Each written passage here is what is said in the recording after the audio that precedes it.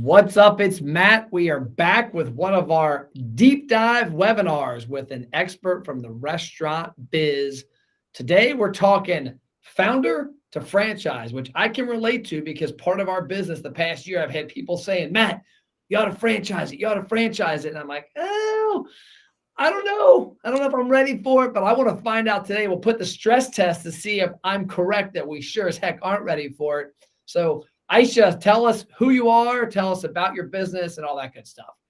Sure. Hi, Matt. My name is Aicha Bascaro, and I am the founder and CEO of the American Franchise Academy, where we focus on helping franchisees grow from a one unit job onto a multi unit franchise organization.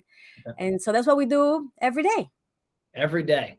So is the focus more on somebody who's got an established business they want to franchise, or is it more on somebody who's already franchised that wants to scale?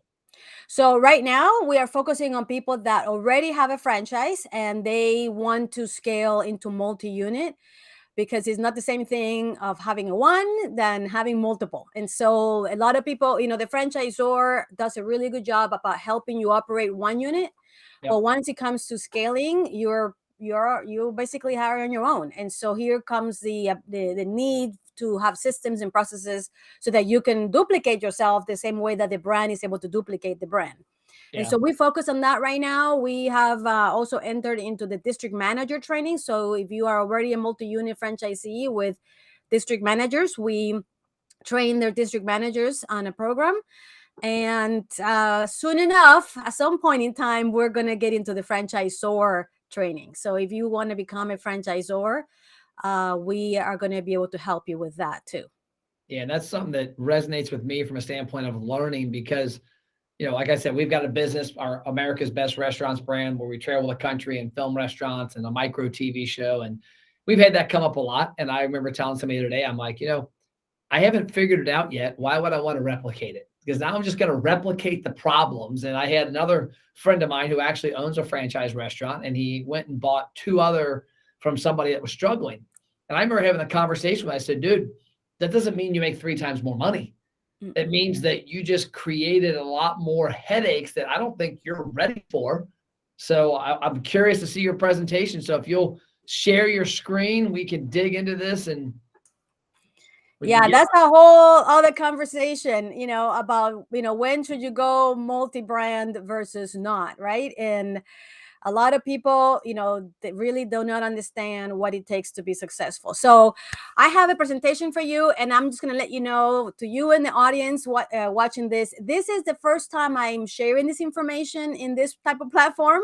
It is something that I have not wanted to speak about, because while it is something that we at the Academy are planning to get into either later this year or early next year, I know that as soon as people watch this, it's going to start calling me. So we're not ready to be discussing this, but if you are interested in this, you can reach out to us, and then we'll put you so that you can access this when it's ready. But in the meantime, Matt, this is the first time being shown, so to your audience. Exactly. So hopefully I won't get in trouble or overwhelmed from this. But anyway, so let me go ahead and get started and sharing that this is going to be the journey of how to scale a brand from founder to franchisor.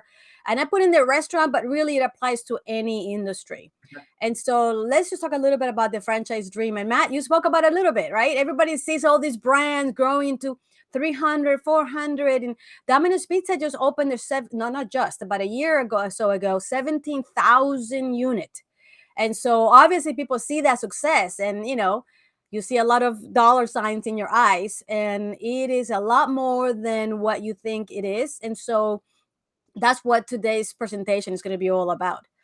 The founder to franchisor journey is it has what we call a 6-phase journey. And while it seems 6 phases, that seems simple. Each one of these have a very intricate and elaborate process for you to get through them. So that's what we're going to go through today.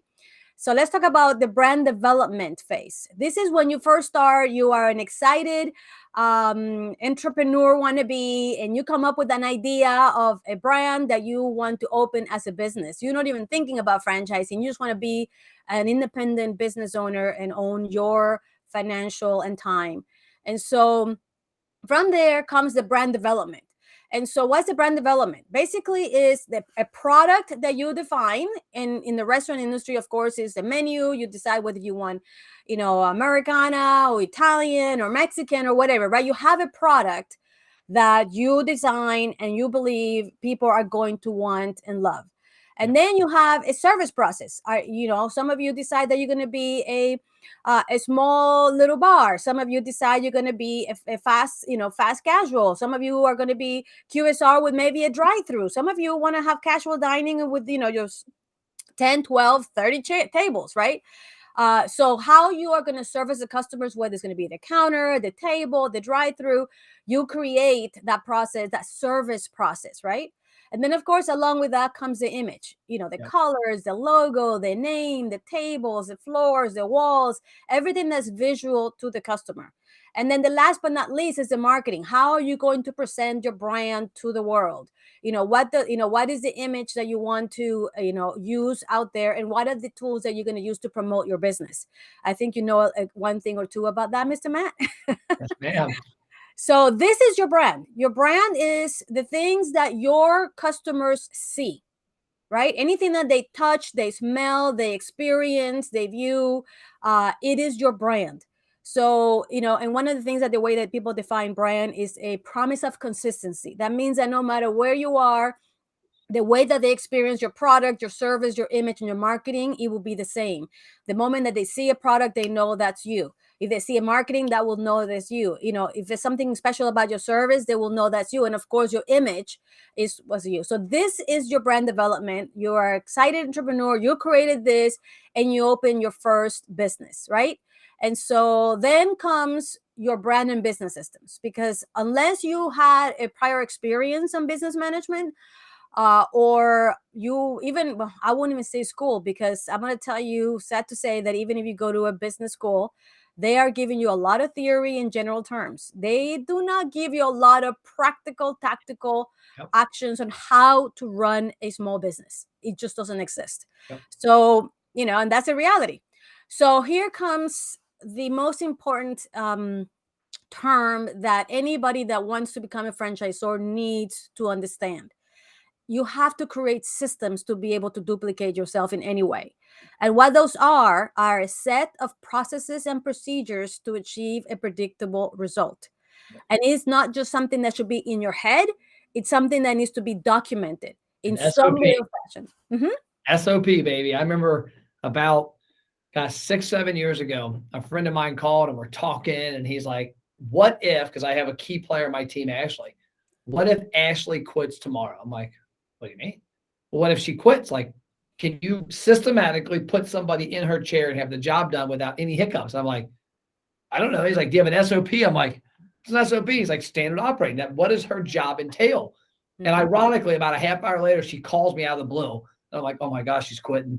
But we got right on it. And we have, like, in our system, everything that happens in my company, every position has a title, description. There's an SOP for everything, so that when somebody comes on board, they can easily take over. And that is a huge aspect why I know a lot of people buy franchises, is that's the biggest asset they're buying, is that process. Absolutely. I mean, how can the Big Mac be the same Big Mac in New York, Georgia, California, Brazil, South Korea, or Turkey? Because they have these standard operating procedures that the person operating, running or doing the product does it exactly the same way. And they know that because they have those documented processes and procedures. You have to have that for everything. And so understanding this, the system need. Now, let's talk about what I mean by brand and business systems. You already created your brand, right? But now you need to have the systems to be able to duplicate, right? So you have your product, the service, the image, your marketing. All of these things need to be documented so that anybody that comes and, like you said, takes an over a unit, they will know how to do it. And forget the second unit, even employees. In the food service industry, our average turnover before COVID was 150%. That means that in 1 year, you will lose all of your staff plus 50% more. And that means that you have people coming in and out, in and out, in and out. And the only way that those people can come in and do the job is if you have these processes and procedures documented in some way. So when they come in, they can be first trained, then coached, and then they can actually be empowered to do the job exactly the way is supposed to be done. Now, if the owner is there every day in and out, then they will be making sure that this training happens from their brain to the new employee.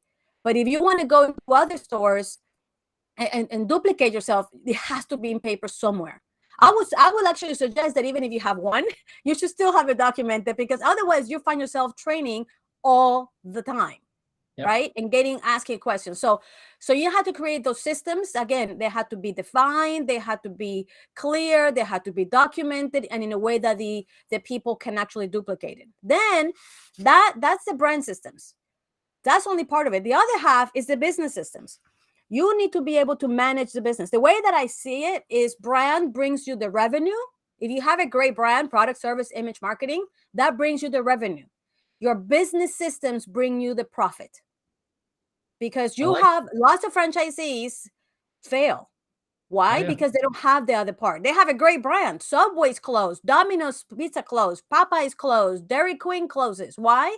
Because the franchisee did not have the proper business systems to make the profitability out of a great brand that they acquired.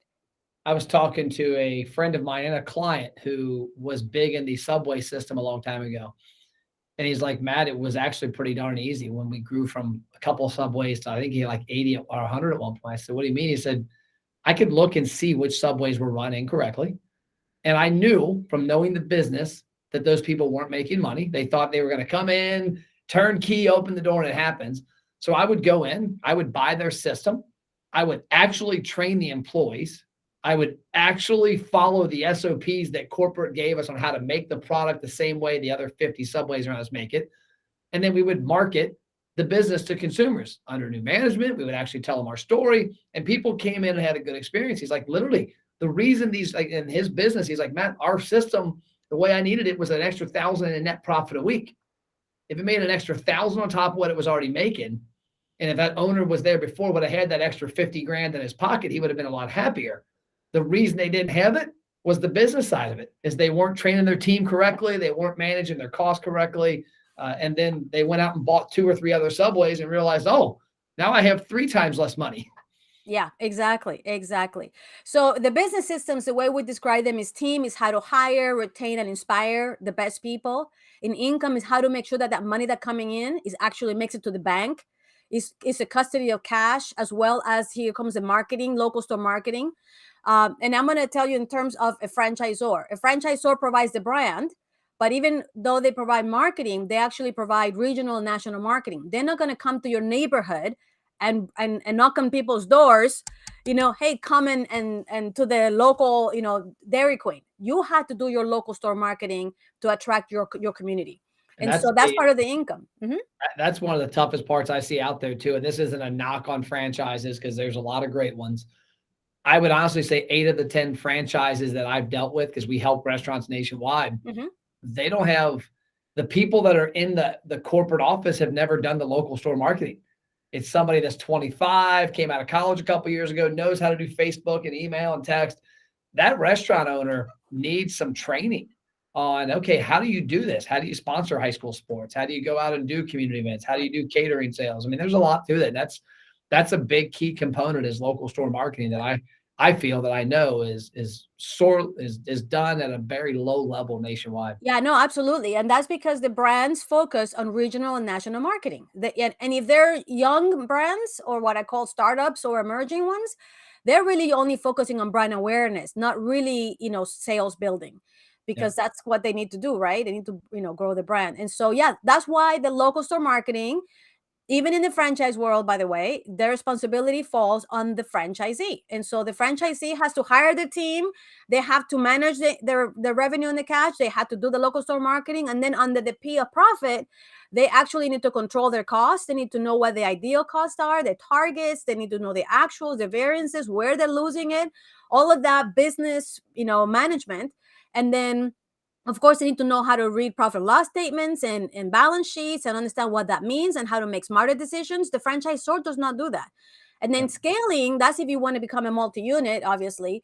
You need to learn how to, open a second unit, a third unit, because usually the franchisor will be there with you along the way on the first opening.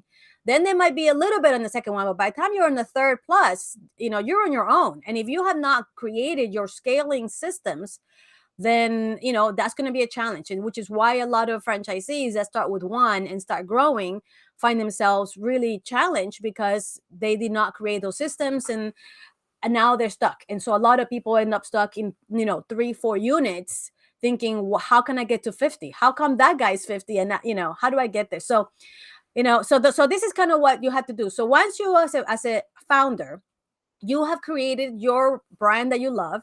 Then you create your systems to duplicate your brand. Then you need to create your systems for your team, your income, your profit, your scale, and document them, right? And now you are running your one unit like a machine.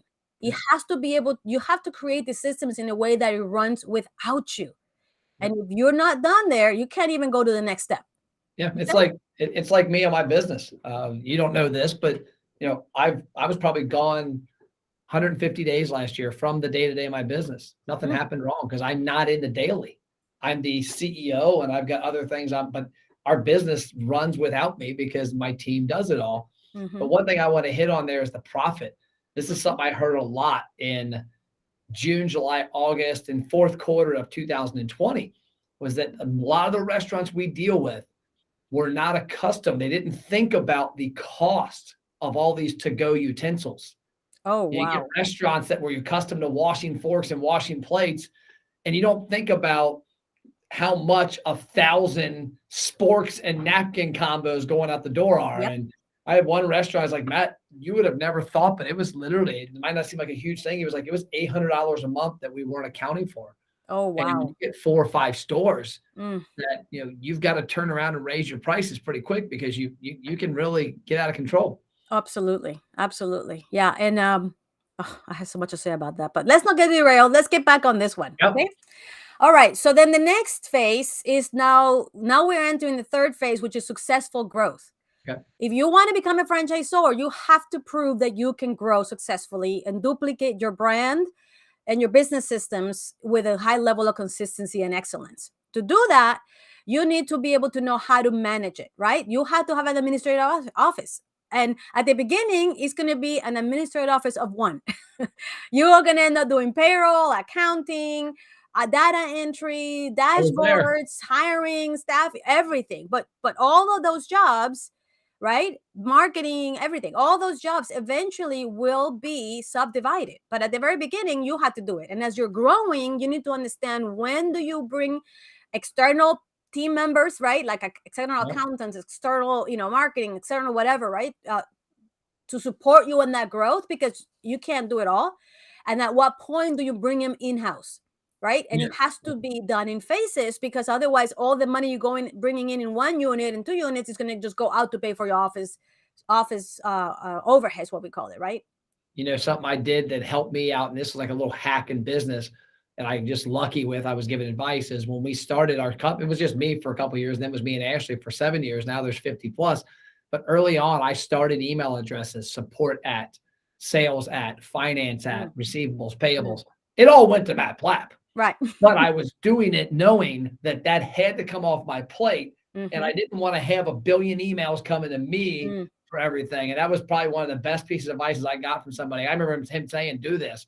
There was actually a lady, she said, do this. And I'm like, but I'm support. She's like, you don't want to be support in 3 months, do you? I'm like, no. She's like, open a support email, get people accustomed to emailing it. Don't let them know you're replying. Support is replying. And it worked.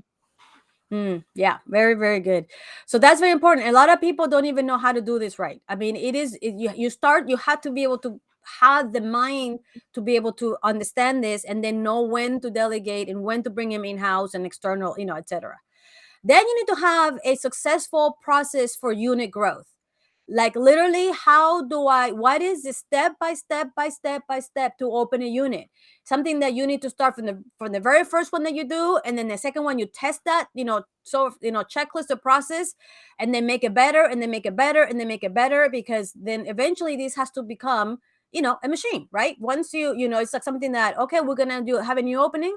Let's go and open the standard operating procedures for new unit opening, because you'll be surprised how many times people miss permits, people miss materials, people miss certain processes that without that, and now it gets delayed and delayed and delayed and delayed, and those delays every day that you go without being open cost you money.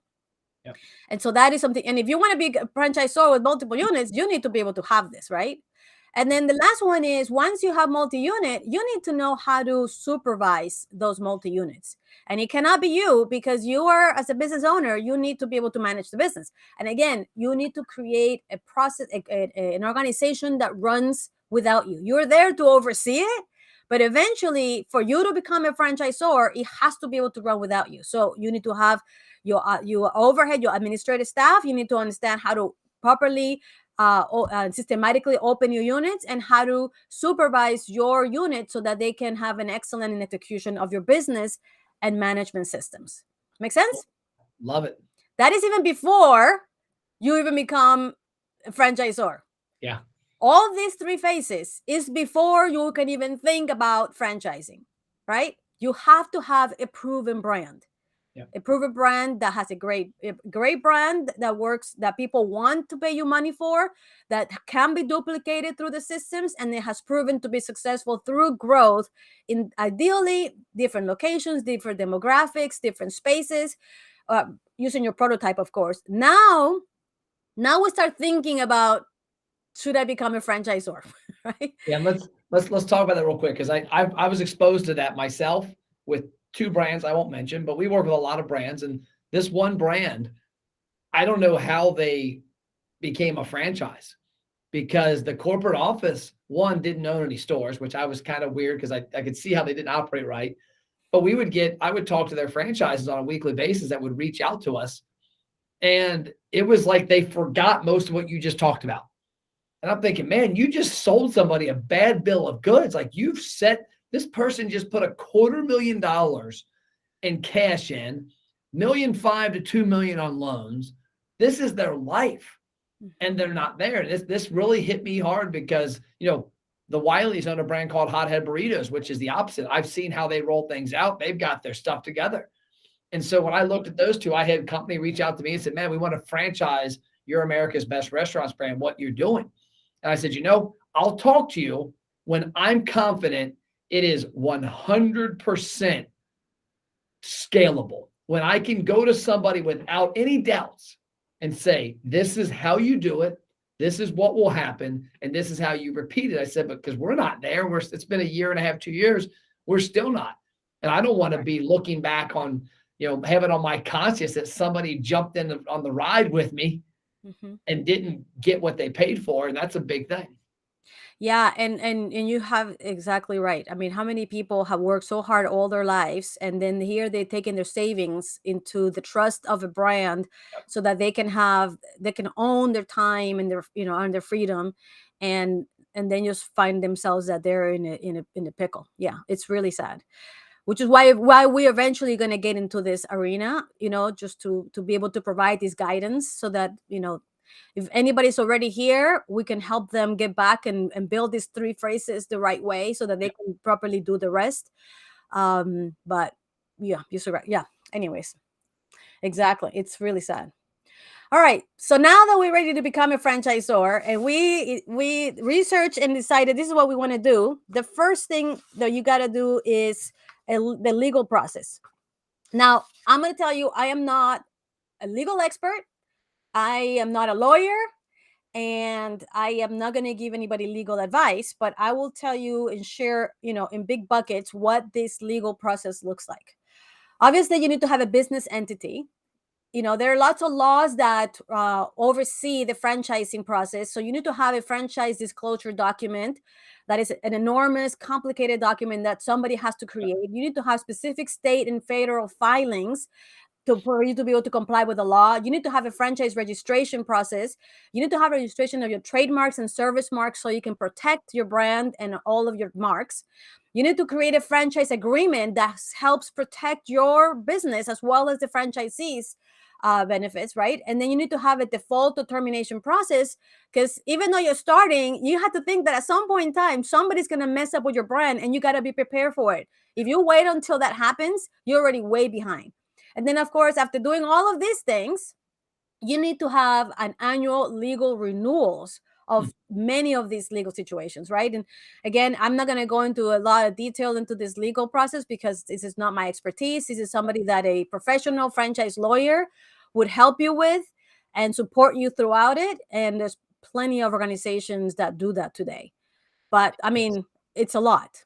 Yeah, annually renewing it, man. Things change. A lot of things have changed the last couple of years. If you're not looking at it, I won't say the brand, but there's a brand in the United States, a restaurant brand, which has about 8 locations that I know of, that when they brought it in from overseas, didn't have the proper trademark stuff done for a couple of years. And now there's like 20 bootlegs, small mom and pop versions of this brand because it wasn't trademarked and they couldn't go back. And so literally you can go to New York and I can show you like this brand, like, no, that's actually not the brand. They're just using the name because there's a licensing way to do it. But it was wild that they came in with a huge investment and didn't trademark and use it correctly. Yeah. Well, I will tell you that there's a very big brand that I used to work for that opened in a country outside the United States. They did not own the trademark, and for that reason, even after having sold the master franchise, opening several units, the whole country had to close because somebody else had the trademark. Wow. And I believe that to this day we have not been able to go back into that country. Wow. Because of it. So down the road, if you ever think of international, it's not just the US trademarks, but if you ever want to go outside the US, you need to do that trademark work now, because that brand was that trademark was done when that brand was growing in the United States, and they just copied it in the country. But at that point, there's nothing the brand could do because somebody else had it, and they had open businesses with that name. So yeah, this is a big deal. You have to, before you even go any step further, this is the first thing that you want to make sure, because what if your name cannot be registered? That's I'm gonna go to Iraq and open up McDonald's. No. Hey, you never know. Who knows what McDonald's had to pay at some point? Well, maybe people back then were not on top of it, though. I'm pretty sure McDonald's pretty, but yeah, lots of stories about that. All right. So now that you have the legal side, right? You have all the law, all the documents, all the franchise agreements, all that. Now you need to know what it's like or what it takes to be a franchisor.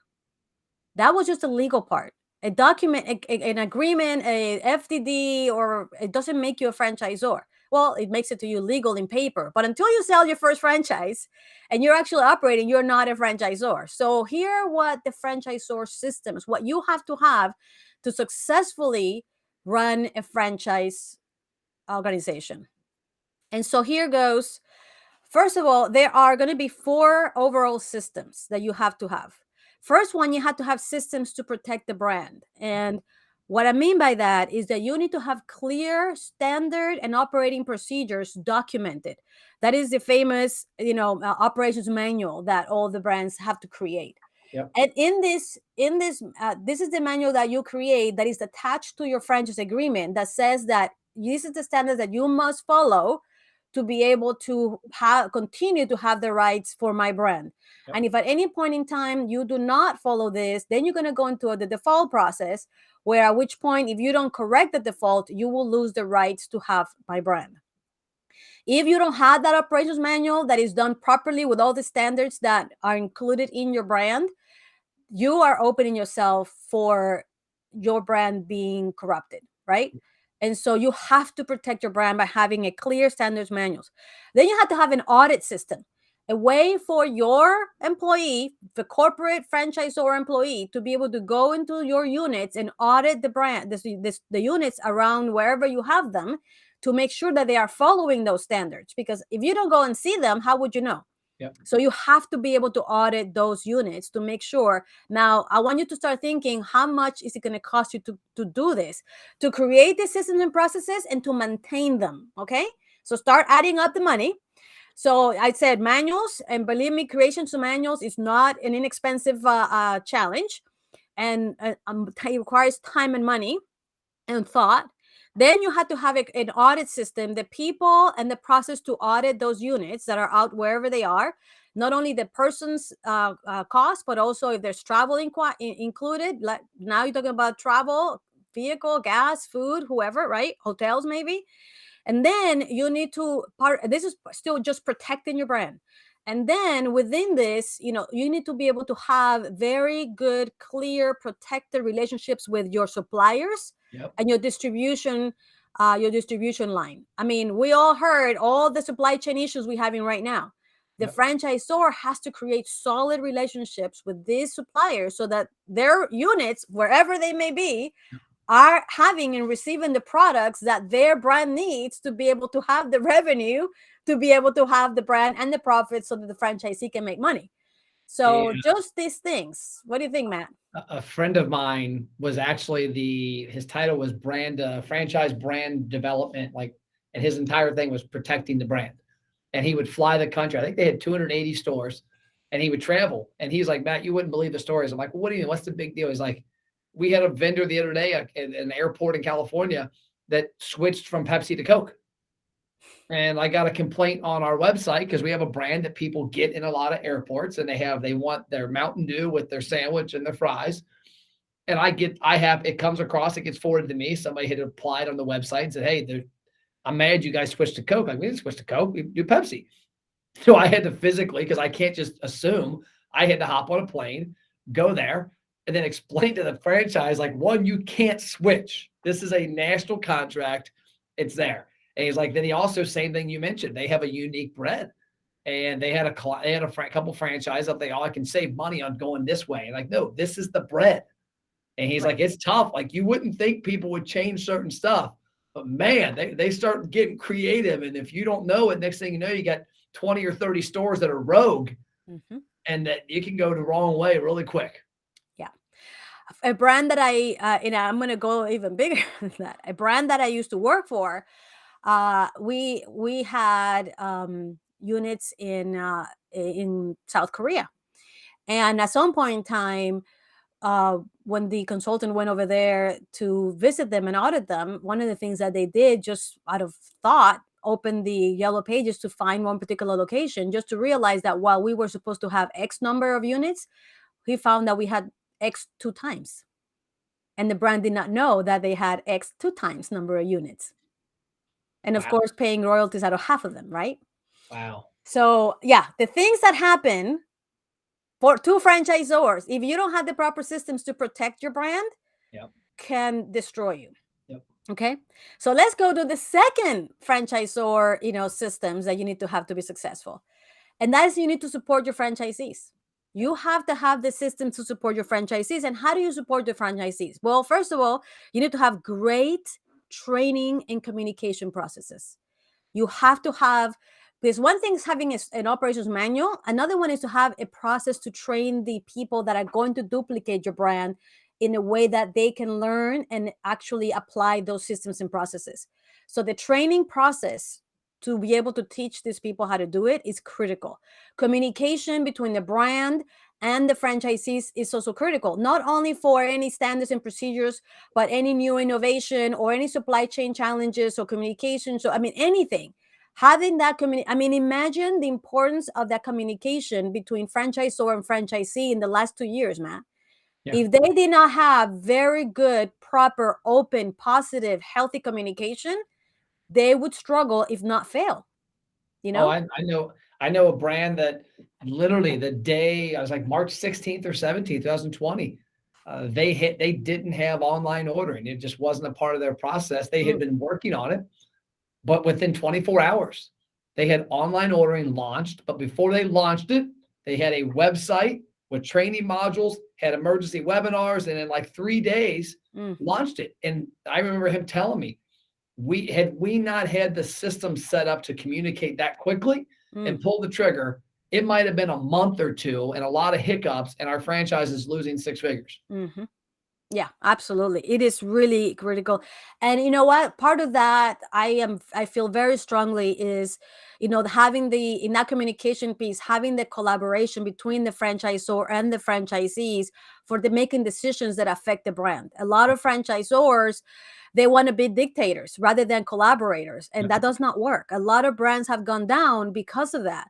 And sometimes franchisors don't even have, operating units, which I think is terrible. I Uh, I still can't figure that one out. I don't. Me either. Me I've either. run You know into what? a couple You of know them. what it is, Matt? They decided to become franchise because, see, operating and being a franchisor is two different businesses. So it's really very difficult. I understand why they do it, but there are 20 times more reasons why you still should have a company Yeah. units. But Oh, regardless, well, it's like me with my business. I travel and I've been to 1,000+ restaurants the last couple of years. If I'm not boots on the ground in restaurants, how can I know what they go through marketing wise?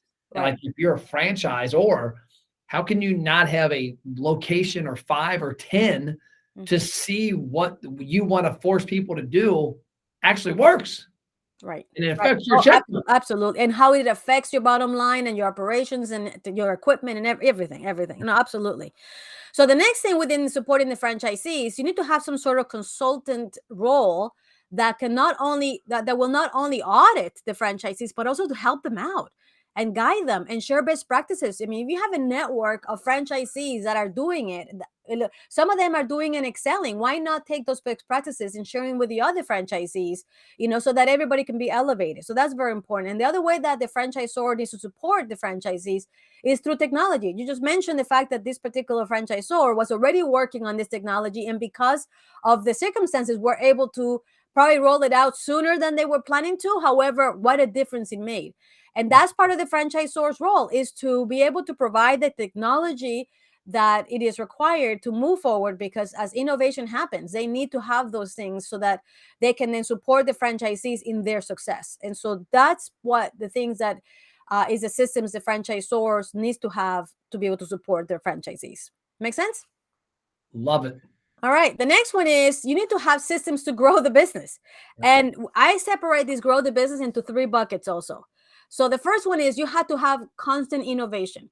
So whether it's, if you're in the restaurant industry, right, new menu or new combinations, or maybe new service channels, right? How many people had to expand or innovate fairly quickly into delivery, during this COVID, right? That's innovation. How many, like you said, went into online ordering? How many actually went into catering? How many went through curbside pickup? That's just innovation in technology and processes.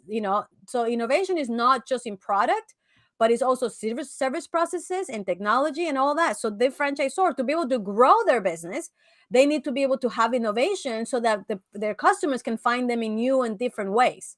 And so that's very important. And of course, marketing.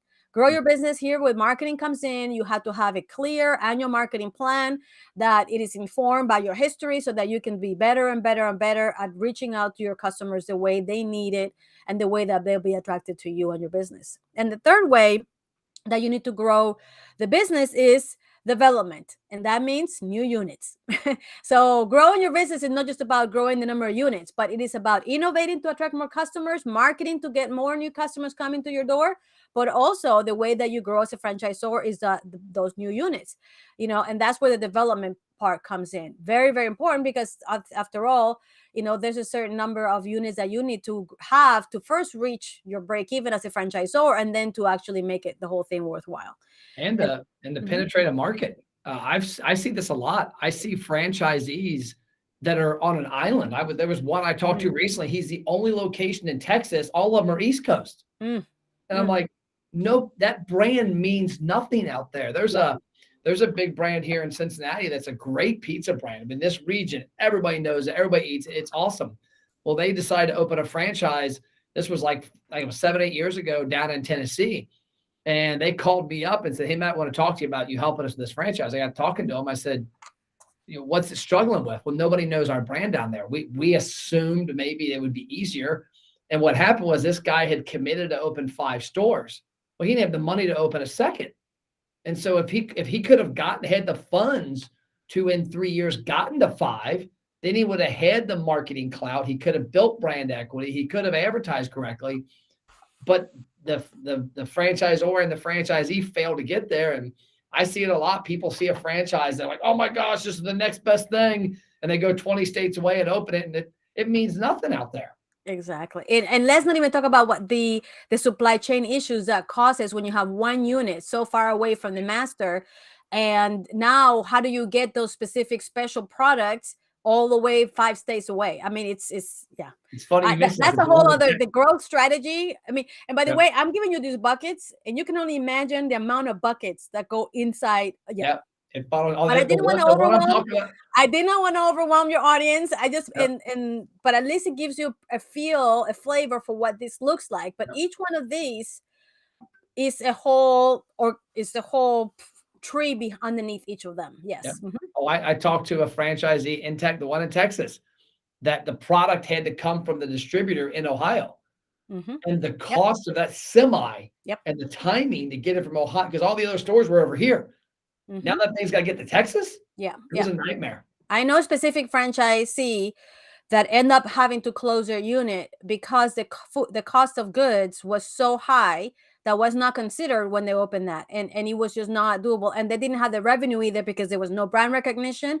And even the size selection was not even right. And so between all those things combined, what was a beautiful brand ended up closing. And it was just really sad. Yeah. So the fourth system for franchisors, for you to be able to support a franchisor, is to manage the enterprise. If you're going to be someone that has multi-unit franchisees, that protects the brand, support the franchisees, grow the business, you also have a lot of employees. You need to have a human resource system and processes and procedures for your own employees. How are you going to hire them? How are you going to train them? How are you going to onboard them? How are you going to support them, promote them, develop them, right? So you need to have your own internal, and this is the business. Remember they talked about the business systems for a business. This is the business systems for a franchisor. You need to have the human resource department so that they can handle your people. You need to have your accounting and financial department so that not only can they do your own internal accounting and all that, but now we have to collect royalties. You have a collections department. Now you have to manage the money for the marketing funds. Just the accounting and financial support that a franchisor needs to have to do this right is huge.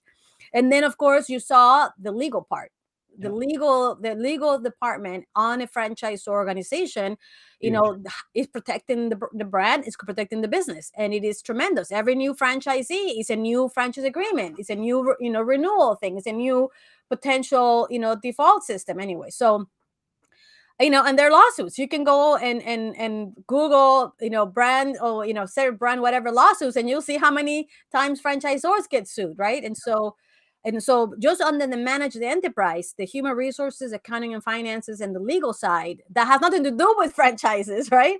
You have to have it to support your organization.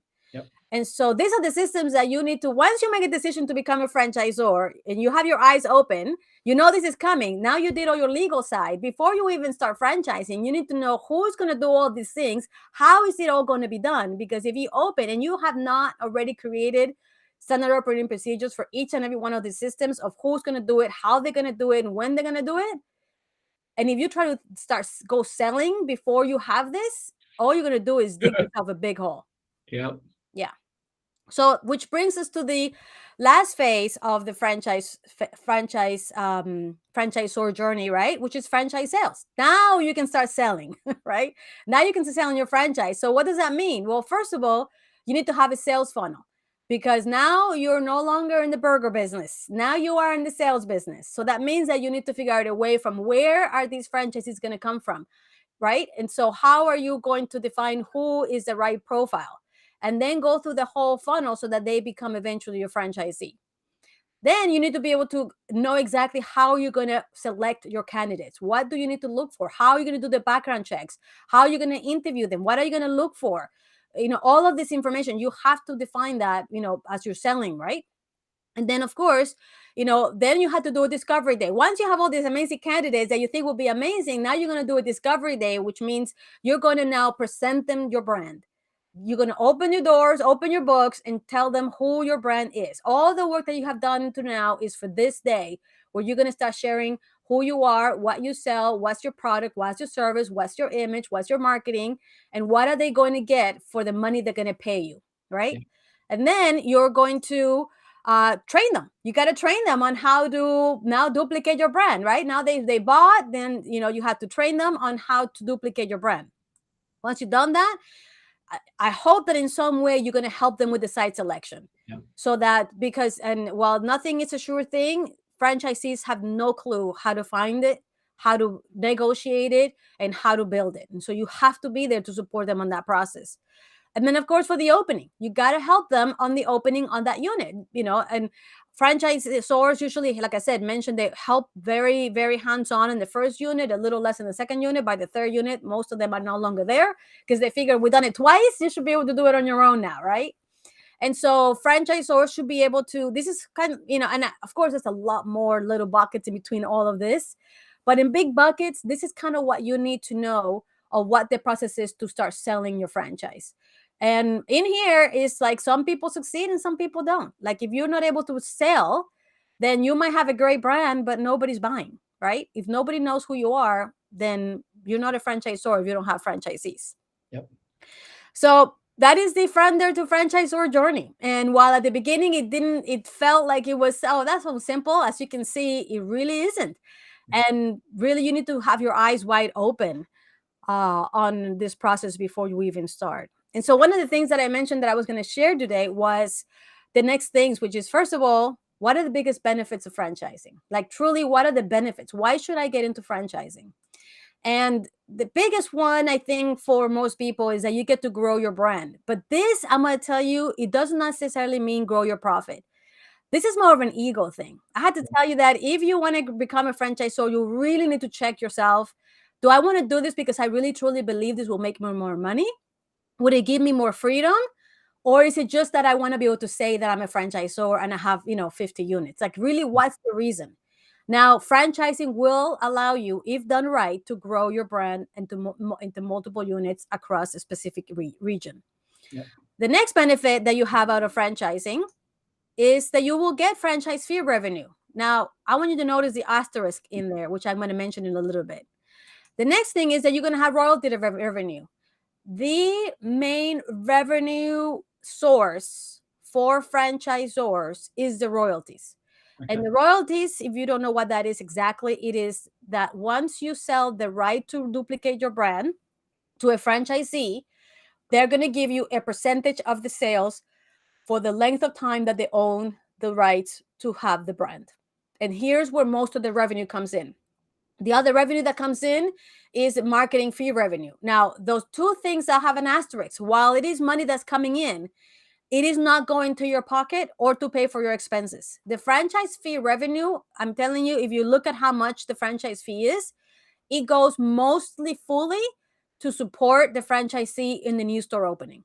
Yep. Literally is the employees, is the training that they receive. It is the employees that travel there, the hotel, the food, and whatever costs to support the franchisee on the opening. So while the franchisee is paying you that money to the franchisor, it is not profit.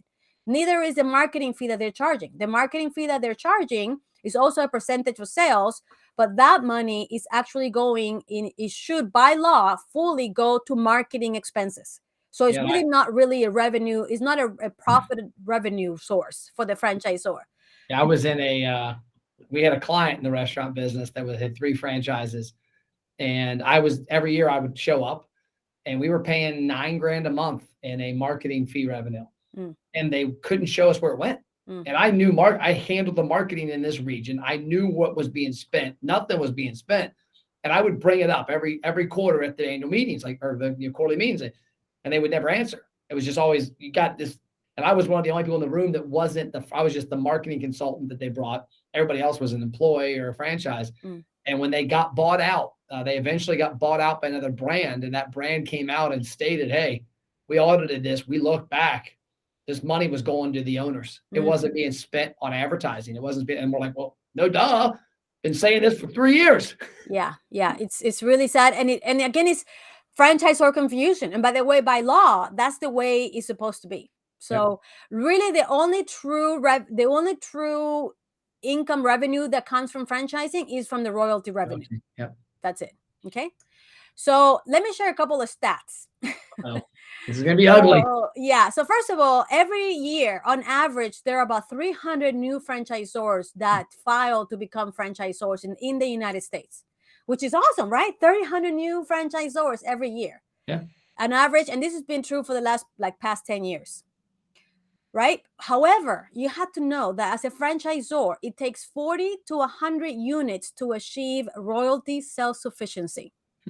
What that means is that the cost for you to become a franchisor is such that you will not be breaking even until you have at least 40 to 100 units based on your average revenue or average sales per unit. Yeah. Right. So if your average unit is about 500,000 a year, then it's probably going to be like 100 units.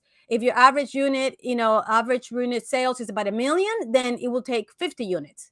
Yeah. Does that make sense? Because it's based on royalty, 5% of whatever the sales is. So if it's higher sales, then of course it's more money. So you need to reach anywhere between 40 to 100 units to be able to have enough royalties come in to break even in the expenses of being a franchisor. Okay. Make sense? Yeah. Right. And I've always heard the 200 number too. I've heard a friend of mine said the 200 number, and you'll make it to that, is like when you get there, that's when you're on the road to growth. Right. Yeah, because then now you pass the break even, you're actually having revenue that you can invest in, importance. Yeah. Yep. Less than 5% of franchisors actually reach 100 units within 10 years. Wow.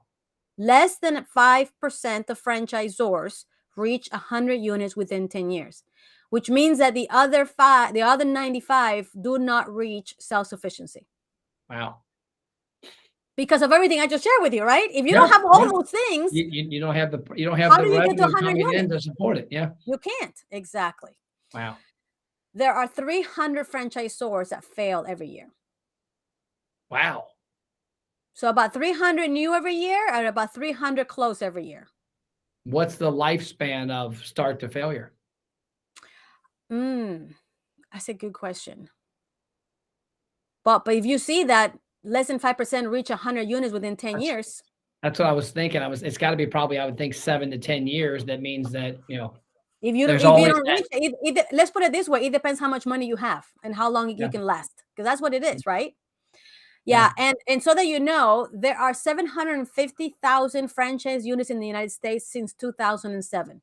If you go research how many franchise units are in the US, this number has not changed for 15 years. Because of the open and close. Open and close. And even the big brands are growing, but other brands are closing or shrinking. Have you seen that graph? I saw it last year. It was really cool. It was like a video about a minute long, and it showed the brands as they grew. As they grew. Yes, for number of units. Yeah. It was like McDonald's, Taco Bell, this, and you saw the brands climb the ladder. It was really cool. Climb the ladder and get behind and move it up. Yeah, it's very, very seasonal for these brands and based on how they're doing and whatever. Yeah. The $5 foot long and Jared's Subway climbed and they're Yep. The Popeyes chicken sandwich. You can imagine how much absolutely. So this is the stats of the reality of the franchise world. Okay. Now, what are the biggest challenges? I know we're cutting close on time, Matt, but so let me just go real quickly through all the challenges. So I gave you all the benefits, right?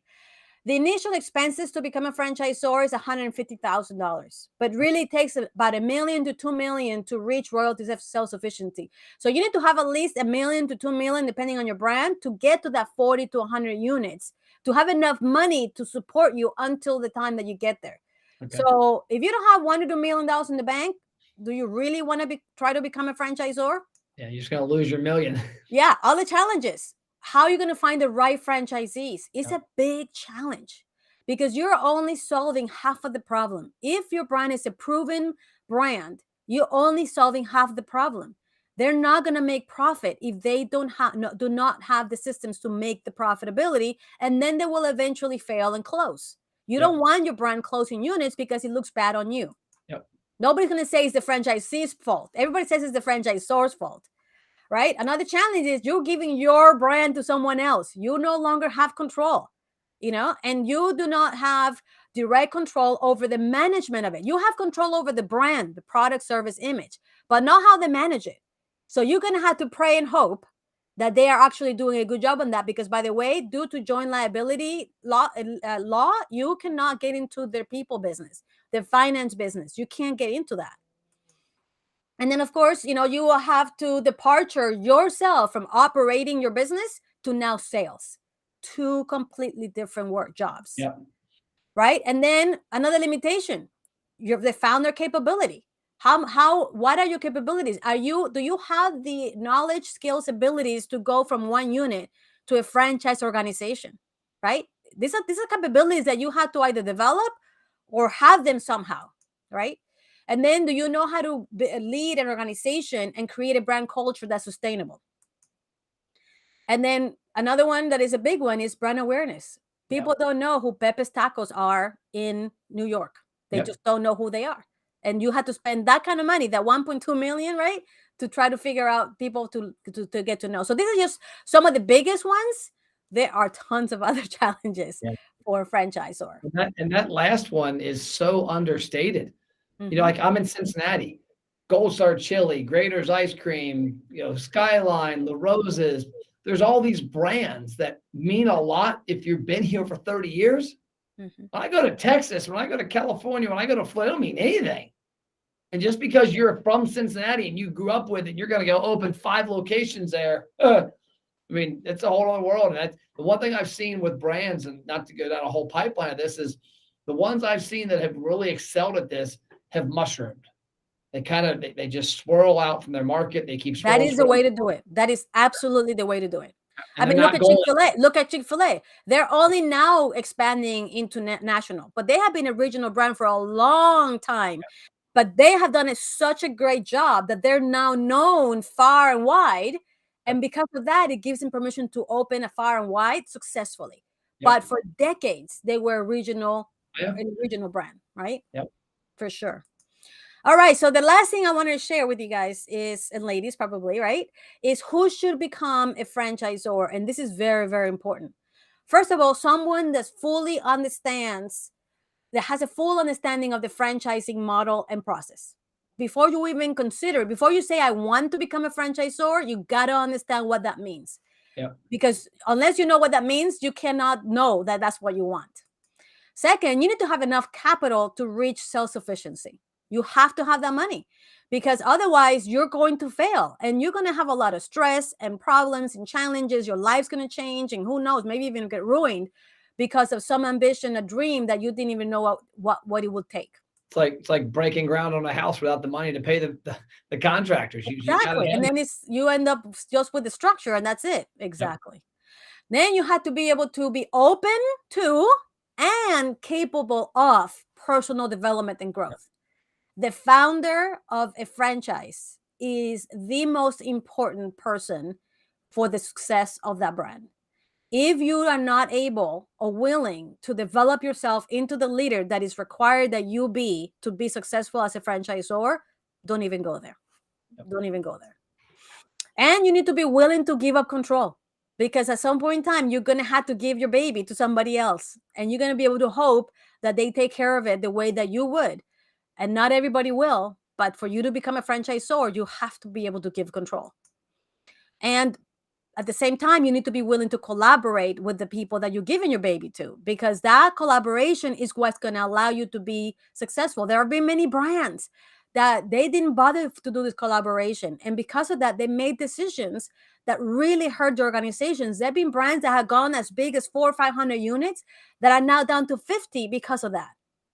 And I would tell you that the biggest and the most important qualification for somebody to become a franchisor is that your purpose has to be franchisee success. Yep. You have to care about the franchisee success. Like, your main purpose cannot be to become a billionaire or a millionaire. I will tell you that most founder franchisors will not become that independently wealthy in their lifetime as a franchisor, because it takes a long time to be able to get there. If your purpose from the beginning is to help others achieve the American dream of franchise of ownership through franchising, then you probably will likely get there sooner than if your focus is on profitability for yourself. And that is going to be critical for you. And if you don't have these qualifications, you should not become a franchisor, because it takes a lot for you to be able to make that happen. I can picture that. I love that. That last one's exactly right. People too many times focus on, and myself, I focused a long time on certain things I wanted to obtain. And I realized this past year that at the end of the day, I really want to help 1,000 restaurants make an extra 6 figures a year in profit. And Yeah, Matt, if that is your purpose, that's yeah, where you should stay, because that's what brings you joy. Everything else in franchising will just give you headaches. yeah, So if you're able to already achieve that purpose, that mission, that personal goal, the way that you're doing it, why change it? why change it? Yeah, Why change it? Exactly. And so, one of the terms that is used very much in franchising is unit economics. And every time anybody talks about unit economics, means what are the economics of one unit in that franchise? And can the average unit economics be so profitable or so positive that the people owning one unit can be profitable? Because that is ultimately the way a brand is built, is in the way that at least if you have one, you can yeah. be a successful business owner. And that's the And problem with a lot of franchises is Mhm. most of the ones I run across, you got to have two or three if you want to have the income you want. And otherwise you're in that restaurant day in, day out in the kitchen, working in the business, and you never make it there because the unit economics don't add up. Exactly. And so the only way that you should achieve that is, again, if your focus is franchisee success, then you will be careful of that unit economics, which is at the end of the day what you should be looking at day in and day out. And most big brands, by the way, that have been successful, this is what they do. Yep. So that is it. I hope that I didn't scare too many of you. If you, like I said, we're not getting into this in the academy just yet, but we are going to get into this in the future. So if you want to be contacted when when we get into helping people go through all these systems and implementing them, just send us a message to info@American Franchise Academy. We'll put you on the list, and probably in the third quarter, Matt, third quarter or Q1 of next year, we're going to start a program to teach people that really, truly, first of all, how to understand what is this whole process. Yeah. And then you decide, is this what you really want? And if you do, then we will offer help to make it happen to them. I gotta say, I'm blown away. I talk to a lot of people. I talk to thousands of people a year. I talk to experts, air quote, authors, people with podcasts. Your level of knowledge and how fluent you are in flowing through that just exudes confidence. And this presentation was unbelievable. Thank you, Matt. It's been 33 years. And I'm one of those rare individuals that actually grew up in the operations. My first job was a pizza delivery driver. And so I went through the driver, the assistant, the manager, district manager, director. I actually, then I went open master franchises around the world, lived in 14 countries, worked for multiple large brands, global brands. And just the last 6 years, decided to take all that knowledge and help franchisees be successful. And soon we're going to get into helping franchisors. But in the goal of getting to support franchisors is because our purpose is really the franchisee. Yeah. Because if we help build great franchisors, franchisees will succeed. Yep. So that's what we do, and I love it. I'll tell you what, it comes through. I'm being completely honest. I've done a lot of webinars, talked to a lot of people. This one was the most power packed, well thought out, well structured, and the information was easy to follow and understand. I appreciate it. You are very welcome. It's my pleasure. And I hope that I help some people make a decision not to become franchisors, and others to keep running along and knowing, keep the eye on the price. Cool. Thank I you, Matt. appreciate it. Thank you, ma'am. Mhm.